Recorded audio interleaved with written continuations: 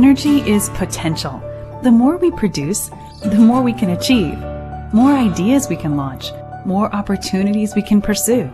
And right now, ConocoPhillips is helping to develop enough energy from oil and natural gas in the U.S. for our way of life now and for future generations. And not just here in America. We have more than enough to export to other countries. Come see what's ahead. Come see how we're putting power in cooperation.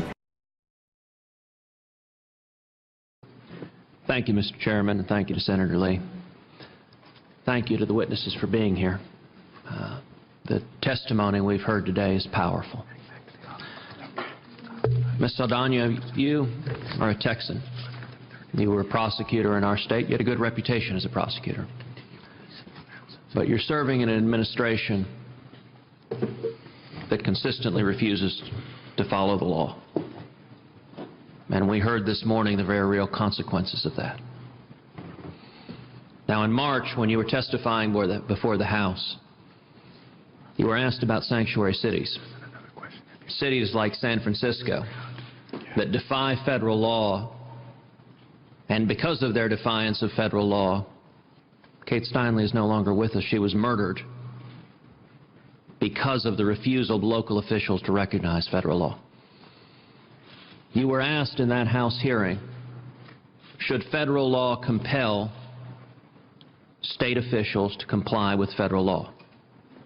And your answer, and I want to quote verbatim, was thank you, amen, yes. Now, in my view, that was the former federal prosecutor speaking and giving an answer, and yet the next day you issued a statement retracting what you'd said and saying, in fact, although you'd said amen, which is a pretty powerful statement from the heart, you didn't in fact mean that federal law should force local officials to comply with federal laws. I want to ask you, what political officials pressured you to change your statement?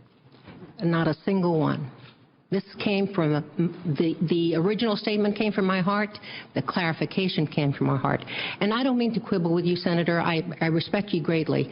But I will say this. The question was not asked. The question was very specific. Would it be helpful for detainers to be mandatory? The law enforcement response there is clarity is always helpful. But I wanted to be sure that people were not reacting to that as an indictment of PEP or working with communities, and that's what I'm committed to do. So let me make sure I understand your testimony correctly then. You said then it would be helpful, as in presumably helpful is good, is beneficial, is something you support. So are you saying then that ICE supports making it mandatory to comply with federal detainers? No. So it's helpful, but you don't support it? Well, no, sir. I support what we have proposed and what we've been spending many hours on. You just said it's, but you don't support it. Clarity is always helpful, but cooperation and working with our state and local partners, something I've always done. I will continue to do it, and I'm committed to see it through with respect to these jurisdictions that haven't been working with it. It is difficult to work in an administration where you're required to take a position where, although something would be, in your own words, helpful, you nonetheless don't support it. Let me shift to a different topic. In the year 2013, how many criminal illegal aliens did the Obama administration release? In 2014, it was a little over 30,000. How many murderers? In that year, sir, I can't remember the number right now, but I know that we had the statistic that was said earlier, the 4-year period from 2010 to 2014, that there were 121 persons who committed crimes afterwards. But I can't provide you this exact number. How many rapists? I am not sure right now. I'd have to pull that number. How many drunk drivers? Same answer. I can certainly break that down for you. And in fact, I think we're working on that right now. It's been requested before. Yesterday, how many murderers did the Obama administration release? Now, Senator, I don't know the answer to that question, but I want the American people to understand our job and our mission, if I may. We don't release people willy-nilly. we release people pursuant to these statutes and regulations. There are only a limited number of crimes that we are required to detain people. It is mandatory. They're spelled out here very clearly, many of them related to drug distribution and conspiracies. With the rest of the people, as you know very well, Zabidas requires us to release some. I think that's a small percentage of the total. Also, the immigration courts have a 500,000 case backlog. They have the proceedings they go through. They will order release because many of these folks challenge their bond or their detention.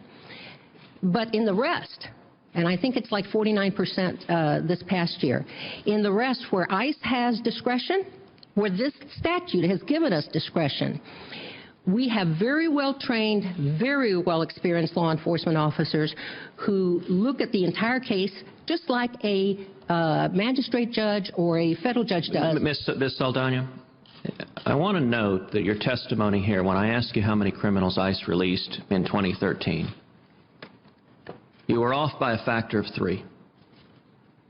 You said 30,000. The correct answer is 104,000. There were 68,000 criminals, criminally illegal aliens, that ICE declined to begin deportation proceedings against, despite the fact, as Senator Sessions observed, the federal law that you're holding up there says they shall be deported. The Obama administration refused to deport them. That's 68,000. In addition to that, there were 36,000 in deportation proceedings with criminal convictions that the Obama administration released. And I would note that among those